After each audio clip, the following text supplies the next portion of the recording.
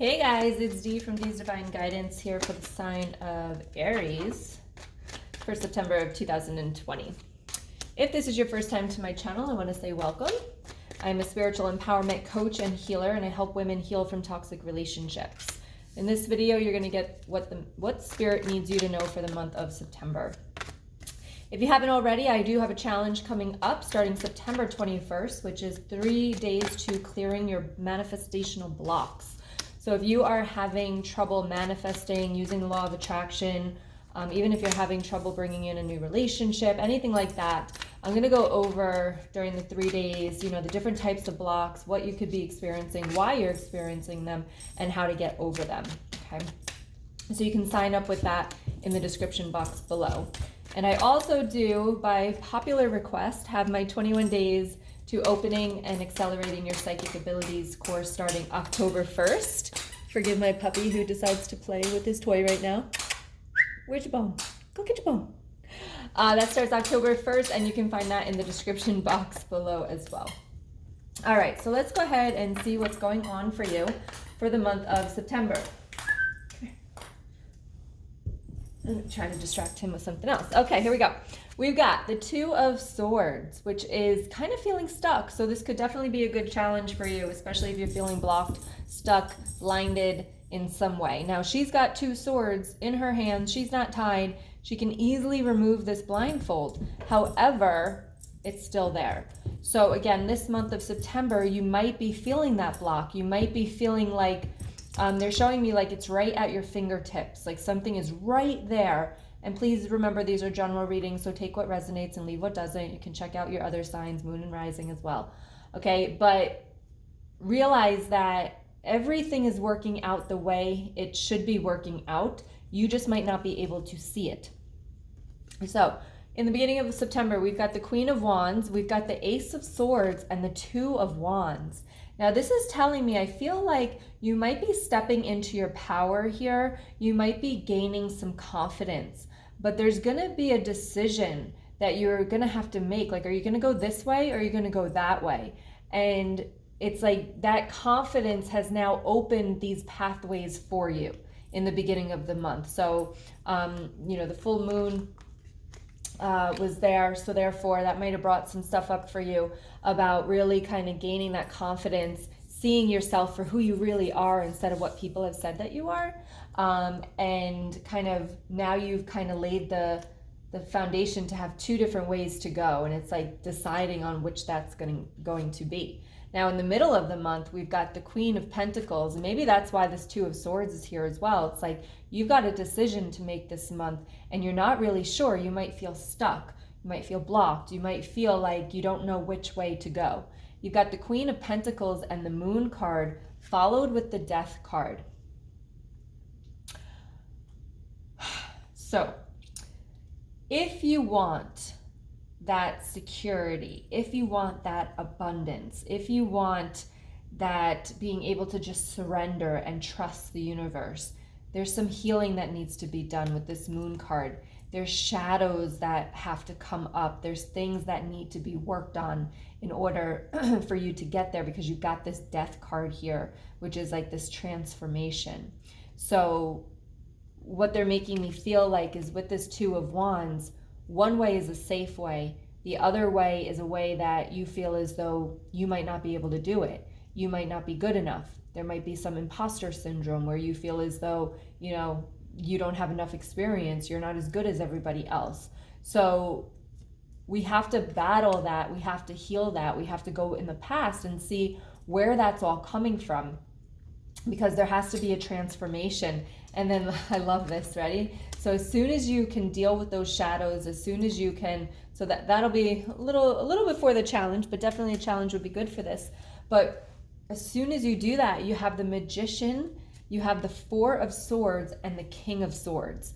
So I really strongly feel as though if something's coming up for you in the middle of the month here, it's let it come up and deal with it, release it, heal it, instead of pushing it back down and trying to say, no, I don't believe that, I don't believe that. Like, that doesn't work like that. Just because you tell yourself not to think something, you're going to think it. It's like if I say, like, hey, don't think of a pink elephant right now, you're probably going to think of a pink elephant because we told you what not to do. So the same thing here. It's like, so when those shadows come up, definitely, and this could be around the new moon as well, but definitely realize that, you know, if you want to manifest that, it's dealing with the shadows that is really going to do that, because it's like you get to relax after that, and because you know that you're being guided, you know that you're being taken care of, the universe has your back. And with the King of Swords, like now you have that firm stand. You go from the Queen of Wands to the King of Swords here, which means that you're a lot more confident, you're able to set boundaries. It's such a good, powerful energy. So definitely, but it's all focused around this time of letting those shadows come up and healing them. To have this shift, transformation here with this Death card in the middle of the month.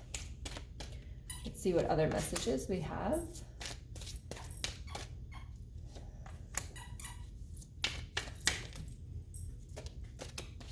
All right, so we've got the Nine of Swords, which is about stress and anxiety. So again, this could definitely be playing a role in feeling stuck. So you're feeling anxiety if you have this decision to make, like, which one am I going to choose? And just know that no matter which one you choose, you are going to be okay, right? You're going to be okay. And if it's the wrong decision, then you'll change it. We always say it's like a GPS, just, you know, rerouting. So just make sure to know that no matter what you choose, it's not like, oh my gosh, if I choose that path and it goes wrong, like, then what? Well, then you change directions and you start again, and you move, but you take the lessons that you learned from that. So there is no failure here. You also have here the Six of Swords, which is cautious progress. So again, just make sure that you're taking some time out. You also have decadence and indulgence with the Seven of Cups. So make sure that, you know, definitely cautious progress with indulgence here. So make sure that you're not indulging in behaviors that are not good for you, that are going to keep you further away. And especially when the shadows come out, this is not when we want to turn to drugs or alcohol. This is when we want to go in and let those feelings come up, let the you know, the energy come up, and now it's time to release that. Okay, so definitely don't be turning to the bad stuff, because that's not going to do you any good. And they're saying to me, this is what you've done in the past for some of you, so it's time to change the behavior.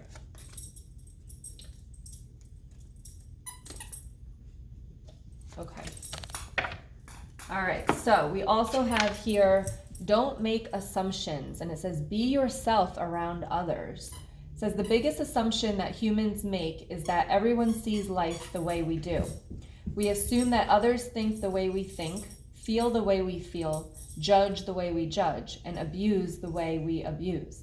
We are afraid to be ourselves around others because we think others will judge us, victimize us, abuse us, and blame us as we do ourselves. So don't be afraid to be yourself. Be yourself around others. And this is don't make assumptions. I hope that's still good for you. Okay, I think so. Don't make assumptions, be yourself around others. So other people, we assume that they judge us like we judge ourselves. So when we can change that, right, shadows here, when we can change that within inside of ourselves, then we won't worry about like what other people think of us, and that we're assuming that people are judging us and, you know, maybe even talking gossip and stuff. All right, so we also have don't take anything personally. And it says see other people as they are. And it says, when you see other people as they are without taking it personally, you can never be hurt by what they say or do. Even if others lie to you, it's okay. They are lying to you because they are afraid you will discover that they are not perfect. So you see people, when you see other people as they are without taking it personally. So again, see other people as they are, not by taking their actions personally, because their actions that they're doing, they're lying, right? They're covering up something for them, right? They're covering up not being able to tell you the truth. They might say that they are protecting you by lying to you, but they're really just protecting themselves from having a conversation that they don't want to have because they're not sure of the outcome of that. So, you know, don't take things personally, and, you know, see people as they are. All right. So again, give me a thumbs up if you like the video. Let me know how it resonates with you in the comments below. And also, if you want to join my 3-day challenge to clearing your blocks for manifesting, definitely in this description box below. We start September 21st. And if you're excited for opening your psychic abilities and really learning how to connect to the other side with spirit guides, angels, loved ones, I take you through 21 days of that. So you can also find that in the description box below. Again, I apologize for my little puppy and his little toy. All right, much love to all of you, and I'll talk to you guys soon. Bye.